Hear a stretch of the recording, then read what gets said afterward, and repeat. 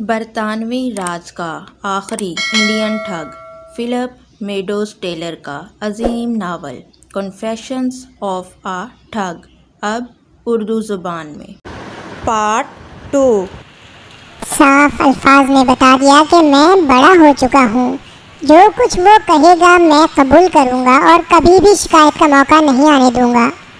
مجھے کہا گیا کہ یہ بہت مشکل کام ہے، پھر میرے اصرار پر بالآخر بتا ہی دیا کہ وہ ٹھگوں کے ایک شاندار اور پرانے گروہ کا سردار ہے۔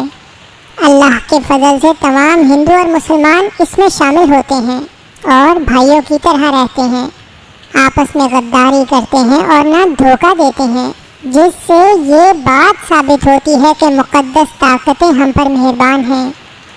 اپنے ارد گرد دیکھو، اپنے ہمسایوں کو دیکھو، ہر شخص ایک دوسرے کو دھوکہ دینے میں مصروف ہے، مگر ہم ایک دوسرے کو کبھی دھوکہ نہیں دیتے۔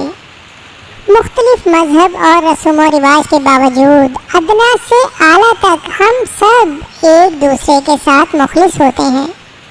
ہم ہندوستان کے کسی ایسے علاقے میں بھی چلے جائیں جہاں ایک دوسرے کی زبان سے بھی ناواقف ہوں، پھر بھی ایک دوسرے کو خاص زبان کی وجہ سے پہچان لیتے ہیں اور اس گھر کے دروازے ہمارے استقبال کے لیے کھل جاتے ہیں۔ کیا ہمارے اوپر ایسی عنایات خدا کی مرضی کے بغیر ممکن ہو سکتی ہیں؟ ہمارے ملک کی سماجی حالت، انسانی لالچ اور مفادات کی جنگ یہاں پر اتنی شدید ہے کہ ہمارا پیشہ تو خدا کی مرضی کے بغیر ایک قدم بھی آگے نہیں بڑھ سکتا۔ آغاز میں کچھ مشکلات کا سامنا تو تمہیں کرنا پڑے گا، مگر ملنے والے شاندار انعامات سے تمہیں آگے بڑھنے کی ترغیب ملے گی۔ جو کام بھی کیا جاتا ہے وہ اللہ کی مرضی اور تقدیر ہوتا ہے۔ ہمیں اپنے پیشے میں کامیابی کے لیے اللہ ایک مضبوط اور بہادر دل عطا کرتا ہے۔ ہمارا عزم اور استقامت ہمیں کامیابی عطا فرماتی ہے۔ میری تربیت، نگرانی اور سرپرستی میں تم بہت جلد وہ اعلیٰ مقام حاصل کر لو گے جو دوسرے زندگی کی محنت کے بعد بھی حاصل نہیں کر پاتے۔ میری تمام دولت کے مالک بھی تو تم ہی ہوں گے۔ بس اس چیز کی ضرورت ہے کہ ہمیشہ بہادرانہ، مضبوط اور عقل مندانہ فیصلے کرو۔ اپنے ساتھیوں کے ساتھ ہمیشہ وفادار رہو۔ ایک ٹھگ کی یہی اعلیٰ صفات اور قابلیت اسے اپنے ساتھیوں کی نظروں میں عزت اور بلند مقام عطا کرتی ہیں۔ تعلیم و تربیت اور اپنے پیشے میں مہارت حاصل کرنے کے بعد تم ٹھگوں کے سردار ہوں گے، اور جب بھی تمہاری قابلیت کی داستانیں سنوں گا کہ اسماعیل کا بیٹا عامر علی کتنا بہادر اور دلیر نکلا ہے، تو میرا سر فخر سے بلند ہو جائے گا۔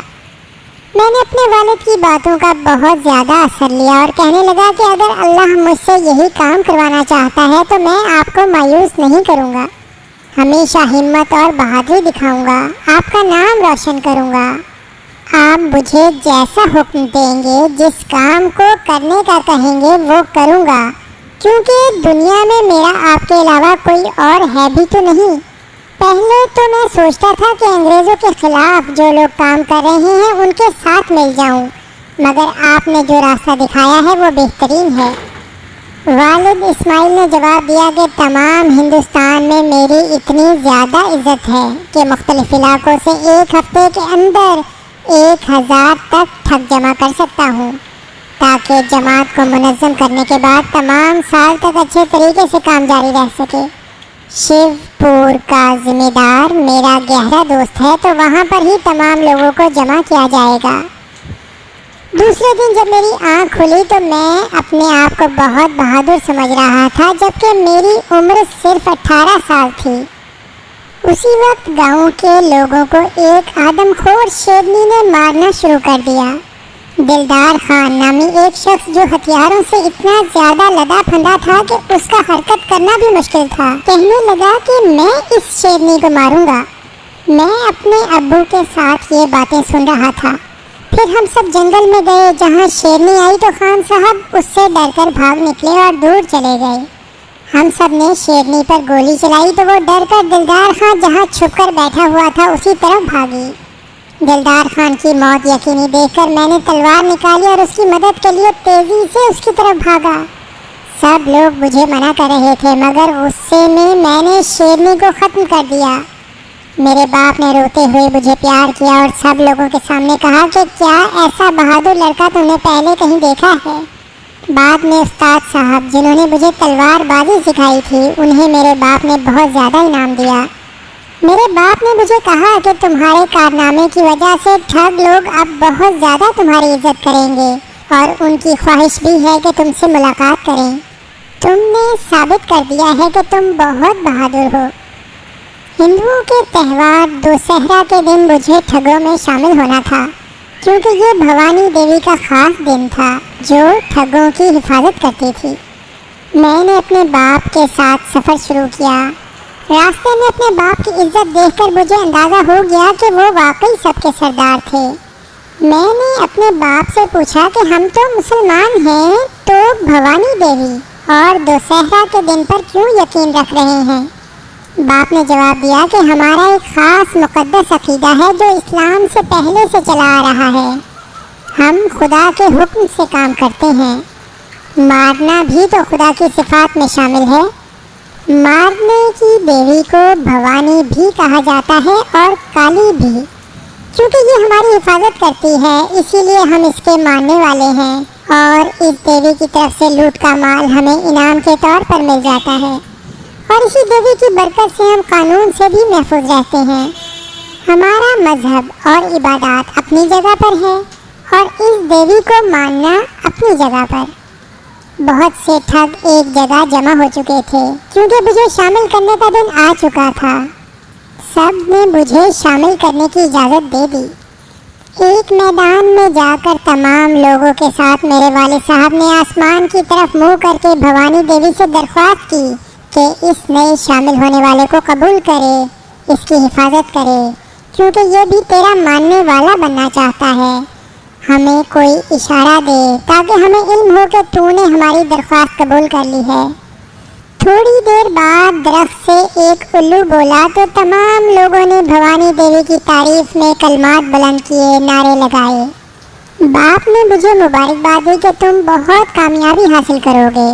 फिर मुकम्मल रस्म अदा की गई, जिसमें मुझे मुक़द्दस निशान यानी सफ़ेद रुमाल और कुदाल पकड़ाई गई और गुरूह के साथ वफादारी की कसम कुरान पाक पर हाथ रख कर उठवाई गई। मुझे मुक़द्दस गुड़ खिलाया गया जो बाकी सब ने भी खाया।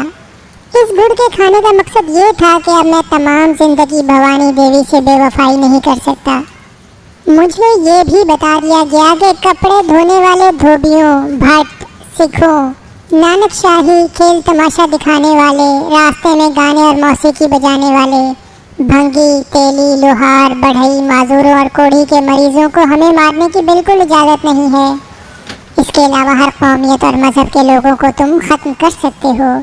हाँ, मगर काम शुरू करने से पहले फाल निकालना ज़रूरी होता है और कभी भी भवानी देवी की इजाज़त के बगैर किसी को ना मारना। अपने वालिद की वजह से बहुत कम उम्र में ही मुझे अपने पेशे में बहुत बुलंद मकाम मिल चुका था और लोग समझ रहे थे कि मैं सरदार बना दिया जाऊंगा। फाल निकाल कर देखा गया कि हमें किस तरफ जाकर लूट मार करनी थी। एक बर्तन में मौजूद पानी को डोरी की मदद से मुंह से उठाकर दाएं बाएं करना था। पानी गिरने का मकसद ये था कि अगले साल मेरे बाप की मौत यकीनी है। आधे घंटे के बाद बाईं जानिब से गीदड़ के बोलने की आवाज़ आई, जिस पर तमाम लोगों ने भवानी देवी के हक़ में दोबारा नारे लगाए। फिर फाल के ज़रिए मालूम किया गया कि हमें कितनी दौलत मिलेगी। अगरचे खुद भी मुझे इन चीज़ों पर यकीन नहीं था, मगर वक्त के साथ आगे पेश आने वाले वाक़यात ने साबित कर दिया कि वाकई इन फालों में बहुत सच्चाई थी। ब्राह्मण हिंदू बद्रीनाथ फाल निकालने में बहुत माहिर था और दूसरा हिंदू गोपाल लोगों को बातों में लगाकर फंसाने का बहुत माहिर। मिसाल के तौर पर बद्रीनाथ ने एक बनिए और अमीर आदमी को लड़ते हुए देखा तो अमीर आदमी से दोस्ती कर ली, जो कि मुसाफिर था और अपने बेटे के साथ मुलाजमत पर जा रहा था। उससे कायल कर लिया कि रास्ते में मौजूद ठगों से बचने के लिए हमारे साथ सफ़र करे। अब गोपाल उसके साथ था जो जल्द ही उस अमीर आदमी को हमारे पास ले आएगा। والد نے اس کی بہت تعریف کی اور کہا کہ اگر وہ نہیں آئے گا تو راستے میں اسے ختم کر دیں گے تاکہ رقم حاصل ہو جائے۔ کچھ دیر بعد وہ امیر آدمی اپنے لڑکے، عورتوں، ملازم اور سامان کے ساتھ وہاں پر آ گیا اور ہمارے ساتھ دلچسپ گفتگو کرنے لگا، جبکہ میں جانتا تھا کہ آج کی رات اسے قتل کر کے دفن کر دینا ہے۔ وہ شخص بہت خوش تھا کہ اسے نیک اور اچھے لوگ مل گئے ہیں، جبکہ جس بھٹوٹ نے اسے گردن میں رومال ڈال کر قتل کرنا تھا وہ میرے کان میں کہنے لگا کہ اس کا نام برج لال ہے اور میری خواہش تھی کہ میں اسے اپنے ہاتھوں سے ختم کروں۔